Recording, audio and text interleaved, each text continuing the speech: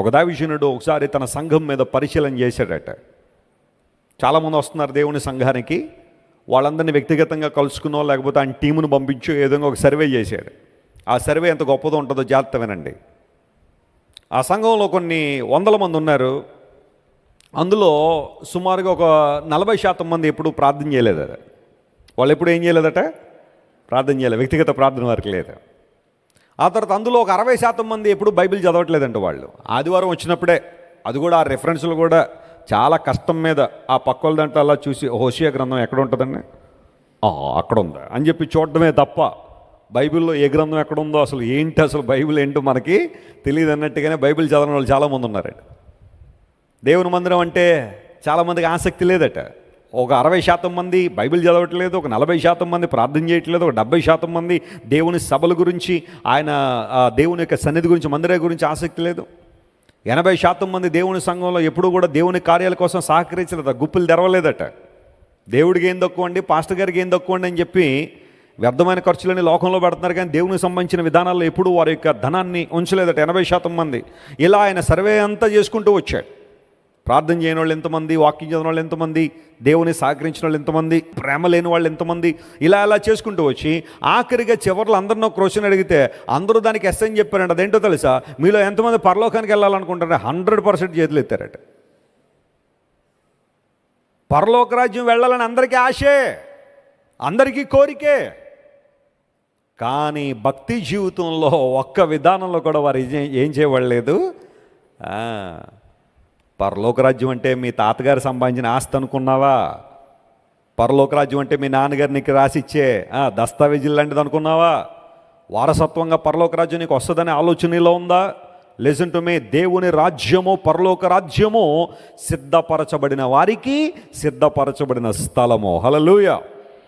Haven is a prepared place for prepared people అన్నాడు దేవుని సేవకుడు. ఎవరు పడితే వాళ్ళు పరలోక రాజ్యానికి వెళ్ళేది కాదు. ఇక్కడ దేవుని రాజ్యం పట్ల నీకు అవగాహన ఉందా? పరలోక రాజ్యానికి ఎవరు వెళ్తారని బైబిల్ ఎప్పుడైనా చదివావా? నిత్య రాజ్యాన్ని స్వతంత్రించుకోవాలంటే ఏం చేయాలని ఎప్పుడైనా అడిగావా? ఒకడు క్రొత్తగా జన్మించితేనే కానీ వాడు దేవుని రాజ్యాన్ని చూడలేడా, చేరలేడా? చేరడం సంగతి అలా పెట్టండి. అసలు కనీసం నువ్వు చూడను కూడా ఏం చేయలేవట, చూడలే. అక్టోబర్ 2 వచ్చిందంటే అందరికీ సెలవులు. ఎందుకంటే మహాత్ముడని పిలుచుకున్నాము. చాలా గొప్పగా స్వాతంత్రం కోసం పోరాడాడు గాంధీ గారు. గాంధీ గారిని మనలో ఎవరైనా ఎక్కడైనా చూసామా? ఎవరిని చూడలేదు. కానీ రోజు ఆయన మన కళ్ళ ముందే ఉంటాడు. ఎక్కడ? మన కరెన్సీ నోట్ల మీద ఉంటాడు ఆయన, నవ్వుతూ ఉంటాడు ఆయన. గాంధీ గారిని మనం ఎవరు చూడలేదు, కానీ రోజు కరెన్సీ నోట్ల మీద చూస్తున్నాం. కనీసం ఇలా ఉండేవాడేమోనని కదా. దేవుని వాక్యం సెలవిస్తూ ఉంది, చేరడం అలా పెట్టండి పరలోక రాజ్యాన్ని. కనీసం నువ్వు అది ఎలా ఉంటుందో కూడా కనీసం నువ్వు చూడలేవు. ఎప్పుడో తెలుసా? నీలో నూతన జన్మానుభవం లేకపోతే, రీజనరేషన్ నీలో లేకపోతే, నువ్వు తిరిగి పుట్టకపోతే, మారు మనసు అనుభూతిలో లేకపోతే, బోర్న్ అగైన్ ఎక్స్పీరియన్స్లో లేకపోతే, రక్షించబడిన అనుభూతిలో లేకపోతే, ఎవరైనా దగ్గరికి వచ్చి నువ్వు రక్షించబడ్డావా అని అడిగితే నీ దగ్గర సరైన సమాధానం ఉండాలి. రక్షణ పొందావా అని అడిగితే, ఆత్మీయ తండ్రి గారు ఒక మంచి అలవాటు ఉంటుంది, కనుమని వాళ్ళందరినీ రక్షణ పొందావా అని అడుగుతూ ఉంటారు. వాళ్ళు ఏమనుకున్నా సరే తర్వాత సంగతి, ముందు మాత్రం అడగాల ఆ ప్రశ్న. రక్షించబడడం అంటే ఏంటో వారికి తెలియాలా. అందరిని అడుగుతుంటారు, బాబు నువ్వు రక్షణ పొందావా అని. రక్షణ పొందావా అని అడిగితే కొంతమంది కొంచెం పొందినట్టుగా అనిపిస్తుందని అంటారు కొంతమంది.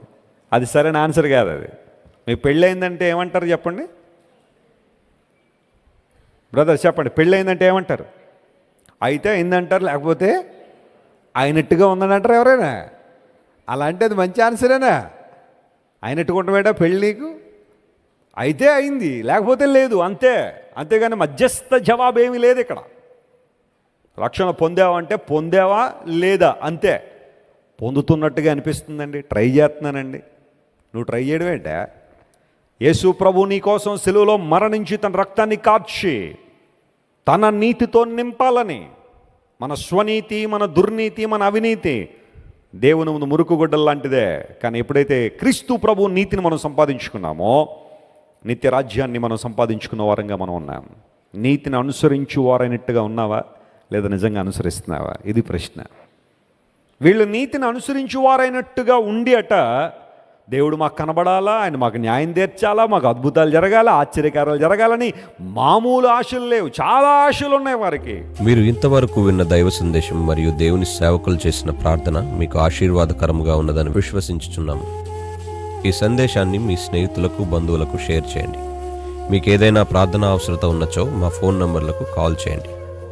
దేవుడు మిమ్మల్ని ప్రేరేపిస్తే విశ్వాసంతో సాగుచున్న ఈ పరిచర్యను ప్రోత్సహించండి. మరిన్ని వర్తమానాలు, పాటలు వినుటకు జాన్ వెస్లీ మినిస్ట్రీస్ అను మా యూట్యూబ్ ఛానల్ను సబ్స్క్రైబ్ చేసుకొనండి. ప్రభువైన యేసుక్రీస్తు కృప మీకు తోడైండును గాక.